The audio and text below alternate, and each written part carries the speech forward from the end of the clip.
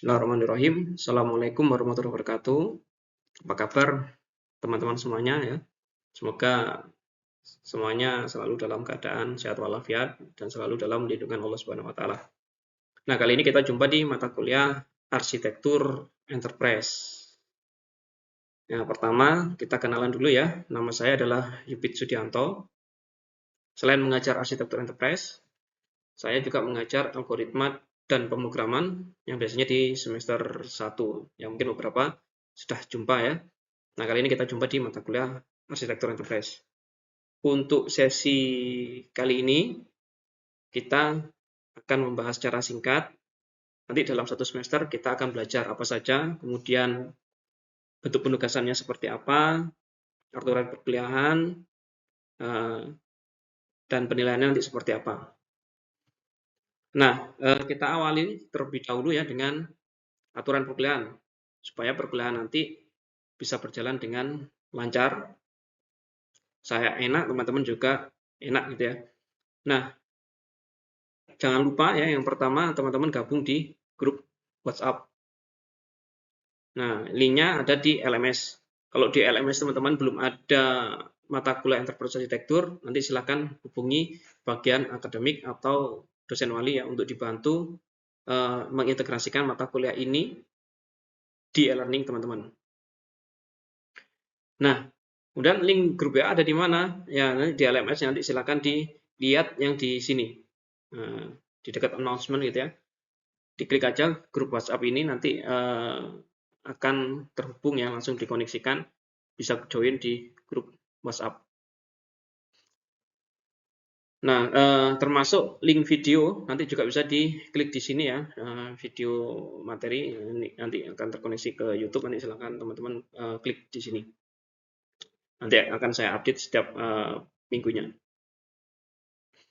Dan jika teman-teman ingin diskusi terkait mata kuliah ini, misalkan ada pertanyaan, masih ada yang belum dipahami atau tertanya terkait penugasan, bisa melalui WhatsApp atau langsung ketemu dengan saya di ruang dosen ya, ruang dosen sistem informasi.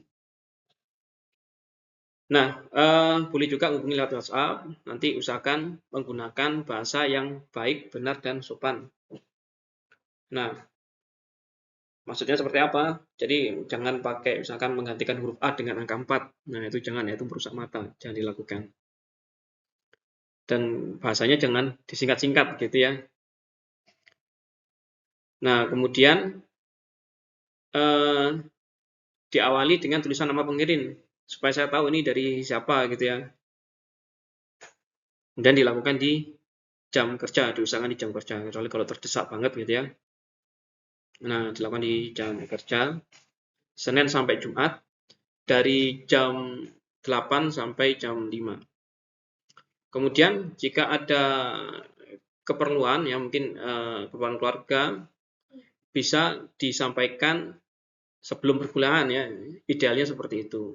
Tapi kalau misalkan teman-teman sakit, nggak bisa menghubungi, nggak masalah kalau menghubunginya setelah perkuliahan, tapi jangan jauh-jauh. Misalkan sakitnya di minggu kedua, tapi menghubunginya setelah UTS. Nah, itu jangan dilakukan ya.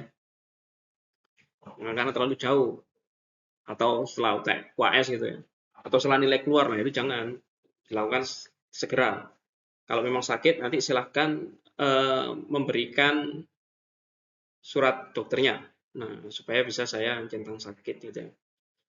Tapi kalau misalkan izin karena alasan keluarga, silahkan menghubunginya sebelum gitu ya, supaya nanti nggak saya absen alfa ya, saya berikan izin. Kemudian berikutnya adalah deskripsi mata kuliah supaya teman-teman dapat gambaran Enterprise Arsitektur ini mempelajari apa sih. Nah, gitu ya. Sebenarnya kalau kita lihat ya, perkembangan teknologi ini kan sangat pesat.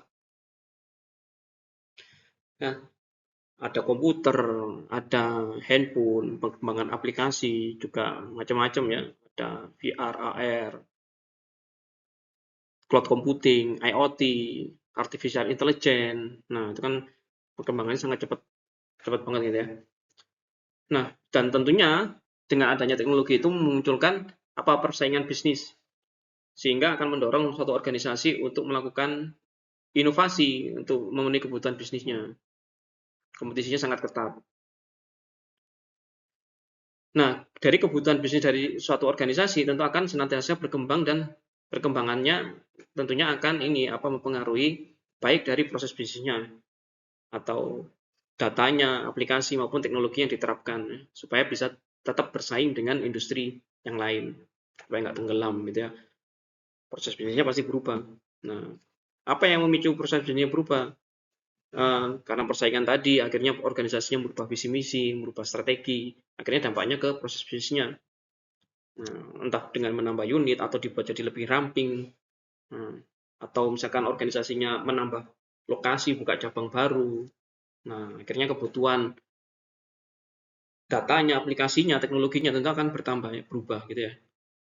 Nah, di mata kuliah arsitektur enterprise ini nanti akan mengajarkan ya bagaimana cara untuk menyelaraskan visi misi, strategi, proses bisnis, kemudian resiko yang ada di organisasi, utamanya resiko IT, kemudian sasaran mutu dari suatu organisasi dengan data, aplikasi, dan teknologi. Jadi kita akan mempelajari tentang tata kelola organisasinya. Nah, tujuan organisasinya ini nanti mau kemana. Nah, untuk mensupport agar organisasi itu bisa mencapai tujuannya, maka tentunya perlu didukung dengan teknologi ya. Butuh didukung dengan datanya, menggunakan database gitu ya. Kemudian didukung juga dengan aplikasi. Aplikasinya bisa dalam bentuk website atau aplikasi mobile atau misalkan diintegrasikan dengan IoT. Nah, dan juga didukung dengan teknologi baik berupa infrastruktur maupun keamanannya ya. Nah, sehingga kalau di mata kuliah enterprise arsitektur, di bidang enterprise arsitektur, kita akan mengenal istilah BDAT. Apa itu? B-nya adalah bisnis, D-nya adalah data, A-nya adalah aplikasi, dan T-nya adalah teknologi ya. Seperti ini ya, di segitiga ini ya. Jadi teman-teman ingat, kalau enterprise arsitektur itu artinya adalah BDAT, domainnya ada BDAT. Bisnis, data, application, dan teknologi. Nah, biasanya kalau menggunakan enterprise arsitektur setidaknya ada 3 framework yang terkenal ya. Ada Zachman, ada Gartner, ada TOGAF ya. Zachman itu nanti bentuknya seperti ini ya, kurang lebih gambarannya ya. Dia lebih seperti taksonomi ya. Nanti kita akan pelajari lebih lanjut ya. Jadi dia di sini ada kolom dan ada baris. Nah, digambarkan antara scope dengan datanya. Data ini nanti scope-nya seperti apa, kepemilikannya seperti apa, nah gitu ya. Kemudian ada juga yang menggunakan framework Gartner. Kalau Gartner ini nanti enterprise architecture dianggap sebagai sebuah strategi ya, bukan sebagai sebuah engineering, sebuah teknik, karena dia fokusnya ke tujuan. Fokusnya ke dua hal penting ya, apa itu where an organization is going and how it will get to there. Nah, gitu ya. Di organisasi ini sekarang posisinya seperti apa dan nanti ke depannya pengen seperti apa. Ini strategi banget. Nah, kemudian ada TOGAF. TOGAF ini dia singkatan ya, kepanjangan dari The Open Group Architecture Framework. Yang nyusun adalah The Open Group. Yang buat ini sekumpulan organisasi yang disebut konsorsium ya. Ada IBM, XP, Oracle, dan lain sebagainya ya. Dikenal dengan ada lingkaran ini ya. Nah, dari preliminary, kemudian fase A untuk nyusun arsitektur vision, fase B untuk nyusun bisnis arsitektur, fase C untuk nyusun information system arsitektur, D teknologi arsitekturnya, E opportunity and solution, F-nya migration planning, G implementation governance, H arsitektur change management. Ya, ini ada business layer, application, dan teknologinya di sini. Nah, ini bagian adalah strategi dan implementation and migration. Nah, di mata kuliah ini kita akan pilih menggunakan framework TOGAF. Kenapa? Karena framework ini yang paling detail dibandingkan yang lain. Kalau tadi Zachman, ya, dia berupa taksonomi gitu ya. Nah, kelemahannya tadi adalah dia tidak menggambarkan tahapannya itu seperti apa. Termasuk Gartner, dia tidak berbicara tahapannya untuk nyusun frameworknya ini seperti apa sih. Nah, untuk menggunakan framework tersebut seperti apa. Nah, kalau TOGAF diberikan tahapan seperti ini. Makanya di mata kuliah ini kita akan menggunakan TOGAF. Nah, nanti apa saja yang disusun. Nah, nanti ada istilah artefak. Nah, artefaknya terdiri dari ini. Jadi untuk preliminary isinya apa? Oh, ini ada in principle catalog.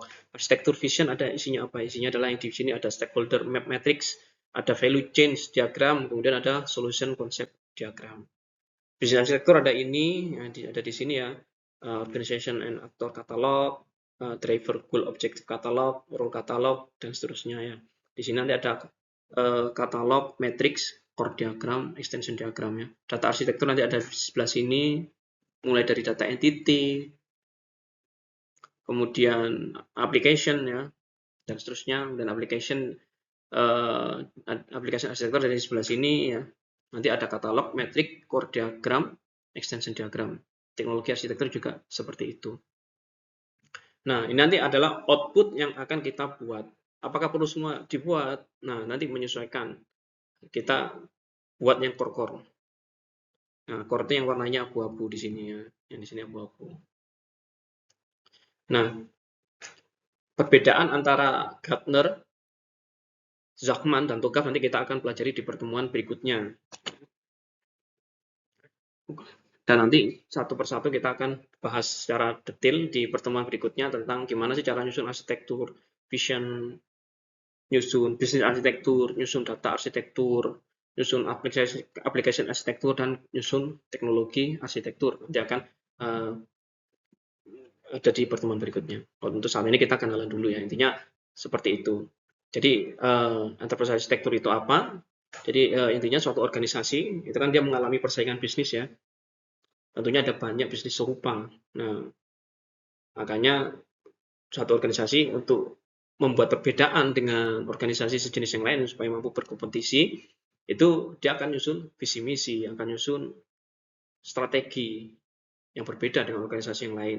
Visi misi disusun, nah, itu juga untuk agar pegawai-pegawai di organisasi tersebut bisa mengarah ke visi misi yang sama. Nah, mengarah ke situ. Dan itu harus dicapai. Nah, untuk mencapainya gimana? Nah, perlu disusun proses bisnis. Perlu nyusun arsitektur datanya seperti apa, nyusun aplikasinya seperti apa, nyusun teknologinya seperti apa, infrastrukturnya seperti apa. Nah, AI itu nanti seperti itu. Jadi, bagaimana kita membuat rancangan data, aplikasi, teknologinya bisa mencapai visi misi dan strategi organisasinya. Nah, seperti itu kurang lebih gambarannya ya. Nah, oleh karena itu, ini saya sampaikan PLO, Program Learning Outcome. Jadi nanti diharapkan teman-teman ya bisa mampu mengintegrasikan beberapa sistem komputerisasi dan software aplikasi ya, baik secara fungsional maupun secara non fungsional, termasuk sistem perencanaan sumber daya perusahaan ya dari sudut pandang ERP. Jadi mengintegrasikan berbagai sistem komunikasi ya. Yang tadi kita bicara apa? Ada data, aplikasi, dan teknologi. Nah, itu yang diintegrasikan supaya untuk mencapai tujuan organisasinya. Kemudian, mahasiswa mampu memahami dan mengidentifikasi permasalahan dan kebutuhan transformasi digital di suatu organisasi dan dari perspektif arsitektur enterprise. Nah, jadi harus tahu apa sih sebenarnya masalah di organisasi ini ya. Apa? Bagian mana yang ingin ditransformasikan transformasi digital.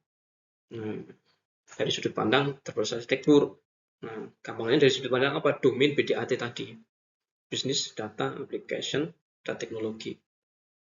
Kemudian, CLO yang kedua, course learning outcome yang kedua adalah mahasiswa, teman-teman mampu menganalisis, memodelkan, dan menyusun arsitektur visi dan arsitektur bisnis. Nah, ini mulai menyusun arsitektur visi dan bisnisnya. Kemudian CLO ketiga, nanti teman-teman diharapkan mampu untuk menganalisis, memodelkan, dan menyusun arsitektur sistem informasi untuk data dan aplikasinya. Kemudian CLO yang keempat, teman-teman diharapkan mampu untuk menganalisis, memodelkan, menyusun arsitektur teknologi. Apa saja infrastrukturnya, perangkat yang akan digunakan, sistem keamanannya seperti apa, jaringannya seperti apa, ini dibahas di sini. Kemudian yang terakhir, CLO yang kelima, teman-teman mampu menganalisis, memodelkan, dan menyusun arsitektur enterprise secara keseluruhan. Ya, terlihat bisa selaras. Nah, dari atas ke bawah, dari visi misi sampai ke rancangan teknologinya itu bisa terlihat selaras sesuai dengan kebutuhan organisasinya. Dan ini gambaran untuk rencana pembelajaran dalam satu semesternya. Pertemuan pertama nanti teman-teman ini ya bisa menjelaskan tentang konsep arsitektur enterprise atau enterprise arsitektur ya, dan framework enterprise arsitektur. Nah, nanti kita kenalan dulu ya materinya, kemudian frameworknya apa saja secara lebih detail. Nanti bisa lihat di link video yang ada di LMS ya. Kemudian yang minggu kedua, nanti teman-teman akan belajar mahasiswa mampu memahami sudut pandang arsitektur enterprise dalam transformasi digital, serta mengidentifikasi permasalahan dan solusi arsitektur enterprise dalam transformasi digital. Nanti akan saya berikan studi kasus transformasi digital. Ya. Nanti silakan teman-teman pelajari di situ dari studi kasus yang sudah berjalan. Nah, nanti kita pakai TOGAF ya, 10 ya, yang terbaru. Kemudian di pertemuan ketiga dan keempat kita akan mulai belajar untuk menyusun arsitektur vision dan arsitektur bisnis. Pertemuan 3 tentang arsitektur vision, pertemuan keempat tentang arsitektur bisnis. Nah, kemudian 5, 6, 7 ini teman-teman akan mampu menjelaskan tahap arsitektur sistem informasi yang terdiri dari data dan aplikasi gitu ya, di 5, 6, dan 7. Nah, kemudian nanti UTS. Selain UTS ya, jangan lupa nanti kita ada quiz. Jadi sebelum UTS nanti ada quiz dan kemudian nanti ada UTS. Nah, itu ya. Quiznya materinya apa? Ada di sini di minggu pertama dan minggu kedua dan minggu 3 4 ya. Ini tentang konsep dasar EA, framework EA, kemudian contoh studi kasus, kemudian arsitektur vision dan bisnis. Nah, itu di quiz. Nah, dan untuk TS materinya apa? Nanti ada materi tentang arsitektur vision dan arsitektur bisnis. Kemudian ini ya berikutnya arsitektur sistem informasi ya berupa data dan aplikasi. Kemudian setelah UTS ya teman-teman nanti diharapkan mampu untuk menyusun tahap arsitektur teknologi. Kemudian mampu menjelaskan tahap penyusunan arsitektur enterprise pada suatu organisasi ya secara keseluruhan tadi ya. Kemudian itu minggu 11 dan 12, kemudian minggu ke-13, 14, 15, 16 ya. Mahasiswa nanti mampu menganalisis, memodelkan dan menyusun arsitektur enterprise ya untuk studi kasus nyata yang teman-teman cari nanti jadi tugas besar. Nah, ini UAS-nya. Selain itu nanti ada quiz 2. Quiz 2 nanti materinya apa? Arsitektur teknologi sama cara nyusun EA ya dari awal sampai akhir. Nah, dan kalau UAS apa? Tugas besar teman-teman nanti buat kelompok, terjun ke lapangan gitu ya.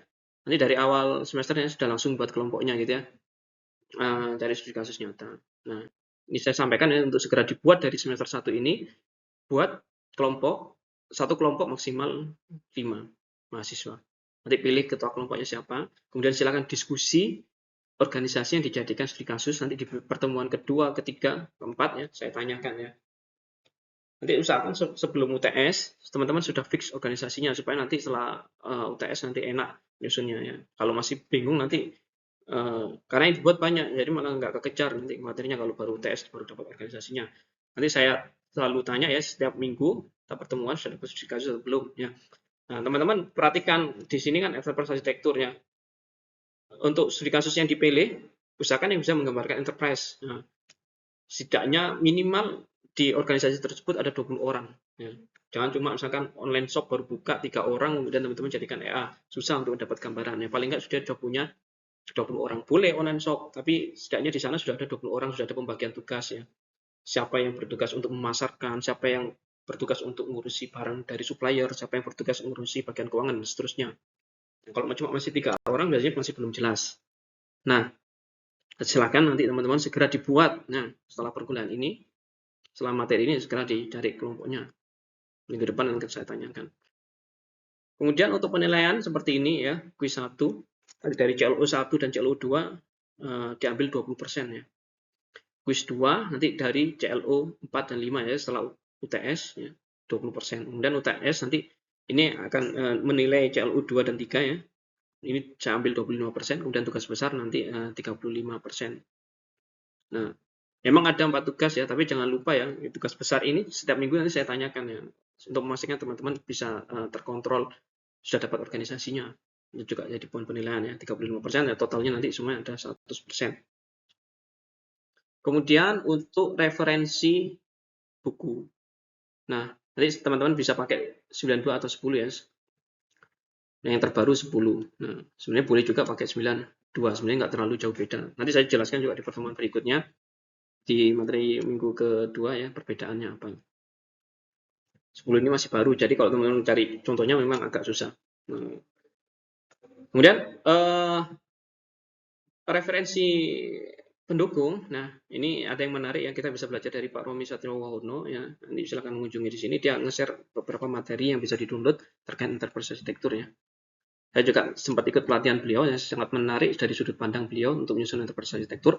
Kemudian ini ada buku Architecting the Digital Transformation, nanti bisa di-download di LMS ya. Kemudian ada Enterprise Architecture at Work. Kemudian Enterprise Architecture Function, a Pattern Language for Planning, Design, and Execution. Kemudian a Practical Guide to Enterprise Architecture-nya. Yang paling dominan saya pakai biasanya yang Enterprise Architecture at Work gitu ya, sama yang Architecture the Digital Transformation. Serta nanti contoh dari Pak Romi gitu ya, dari sudut kasus nyata. Nah, mungkin itu saja yang dapat saya sampaikan. Jika ada yang ditanyakan nanti bisa menghubungi saya via WA. Saya berharap teman-teman bisa dapat nilai yang maksimal untuk mata kuliah ini. Saya berharap teman-teman bisa semuanya dapat nilai A ya. Tapi untuk mendapatkan nilai A itu, mohon saya juga dibantu ya untuk mengerjakan tugasnya dengan baik, ujiannya dengan baik. Ya, kalau misalkan izin karena sesuatu hal, bisa segera disampaikan. Nah, jangan ditunda-tunda ya.